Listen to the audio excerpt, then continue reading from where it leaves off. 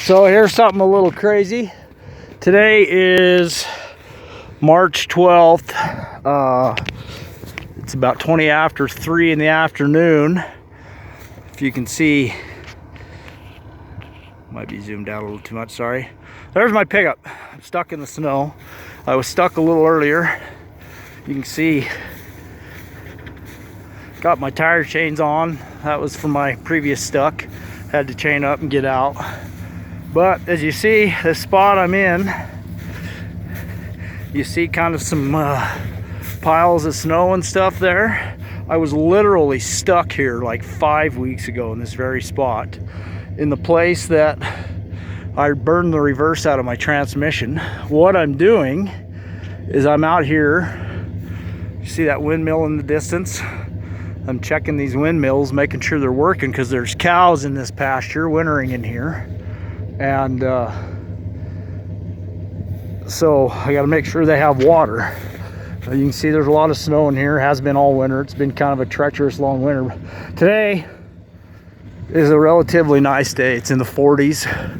You can see not a lot of clouds, kind of some in the distance, but pretty clear sunshiny day. You can see that windmill's not moving, not much wind. So this torture device I've got here, I built it.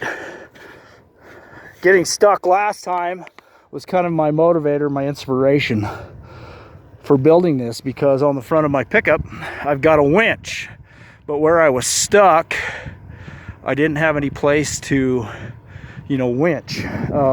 So I built this thing right prior to getting stuck that time, because before that I got stuck just almost at that windmill, and I could drag my winch out and winch off the bottom of the legs. They're about 4 feet in the ground, so they're a really good secure anchor spot.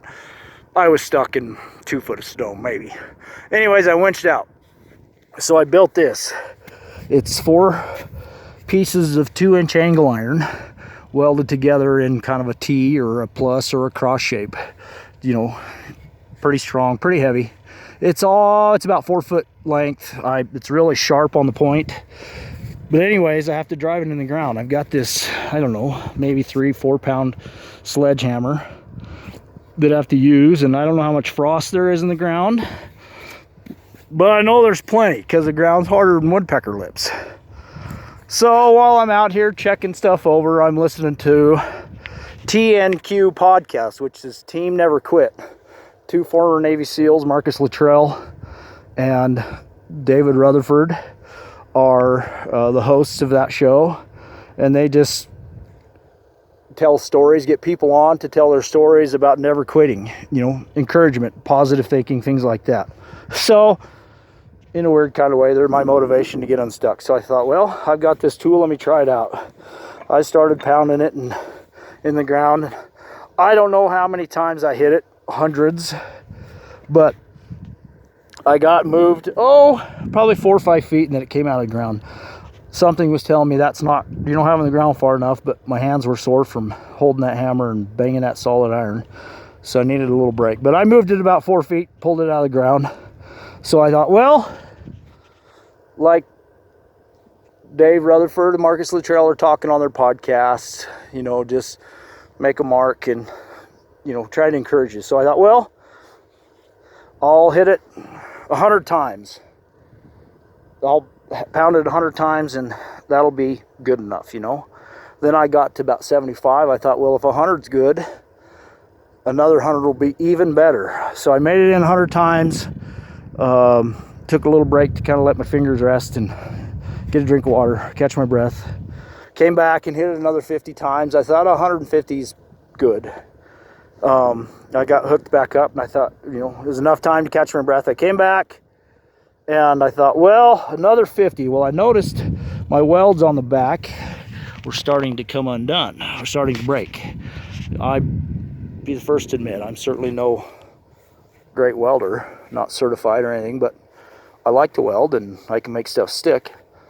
So literally on the 200th whack, this came off. My welds broke. So I guess that was a sign as to keep going. you know, set a goal, meet your mark. So hopefully I've got it in the ground far enough to get unstuck this time, but I guess I just found it all interesting. I don't believe in coincidences, but you know, how it all kind of came together. I set that goal and achieved it. And I guess now will be the test, but kind of in a weird cliche-ish way. Never quit.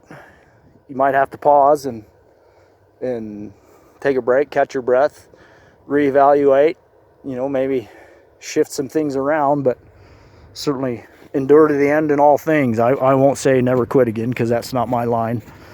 I'll leave it to the guys that coined it, but I'll add to it and say endure to the end. So here we go. Hopefully I can get unstuck this time.